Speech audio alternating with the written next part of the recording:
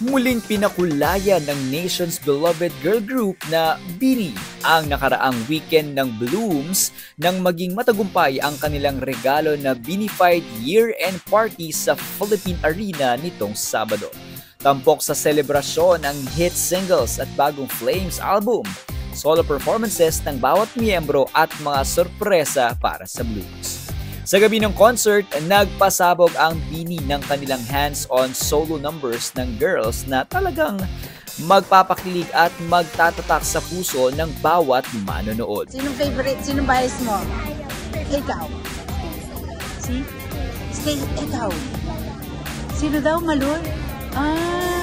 Anong favorite mong kanta ni Maloy? Anong favorite mong song ng BINI na lang? Pag tropiko, ikaw. Ikaw. Dami daw pasabog. Yung mga pasabog ng BINI ang inaabangan natin. Expectation ko, it's gonna be extraordinary. Parang it's something na bago sa lahat. I mean, bago. It's different from the previous concerts. And for sure, I'm gonna be satisfied and happy. Sino po yung bias niyo po? Si Maloy. I want to learn. Yan. And ano po yung favorite song niyo po ng BINI? Salamok. Ano po kayo nagbaband po through BINI? Ako sa concert. Gusto namin, siyempre, maging masaya at sumayaw. Pampabata. Hello, Maloy! Hello, Maloy! Please follow me! Watch the concert! Sinimulan ng girls ang gabi ng dumadagundong na sayawan ng Shaggy, Zero Pressure at Strings, na sinabayan ng kanilang favorite single na Out of My Head with a cherry on top. Sinundan naman ito ng confident at fierce performance ni Wonder Woman, the nation's princess, BINI Stacy, na ipinakita ang kanyang genified look at charisma.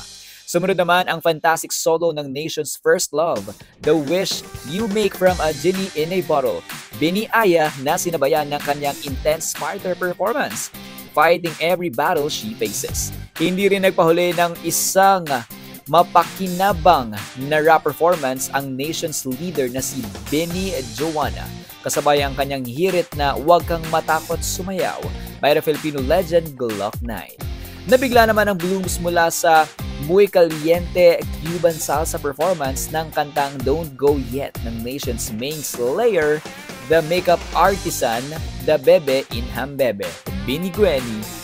Bumirit naman mula sa isang bridge over troubled waters serenade ang nation's main vocalist, the Dilaw Songbird, BINI Maloy, kasabay ng kanyang hirit na Don't You Worry About a Thing. Nagpasabog naman ang isang drum solo rundown ang nation's ace, the P-pop diva BINI Colette, mula sa kanyang electrifying at intense spotlight in just 4 minutes. Binida naman ng nation's girlfriend, the Red Queen, ang kanyang trademark low notes and fiery performance na talagang may iwan kang feeling good as you sway with BINI Mika. Saving the best performance for last, nagpakitang gilas ang nation's dancing machine, the bunso, Gwenny's one and only BINI Sheena, sa kanyang paghataw sa Uptown Funk. Sa uling segment ng year-end concert, sama-sama tayong sinerenade ng BINI mula sa kanilang new songs ng Flames album na Katabi, Paru-Paro at Infinity. Hindi rin malilimutan ang pagsayaw sa mga kantang First Love, Sweet Tooth, Pantropiko at ang first live dance performance ng kantang Bikini. Sa gabing punong-puno ng hiyawan, sigawan at sayawan, sinelyohan ng BINI ang 2025 bilang taon ng kanilang paglakas, pagkamalikhain at walang patid na presensya sa P-pop scene. Ang galing mo!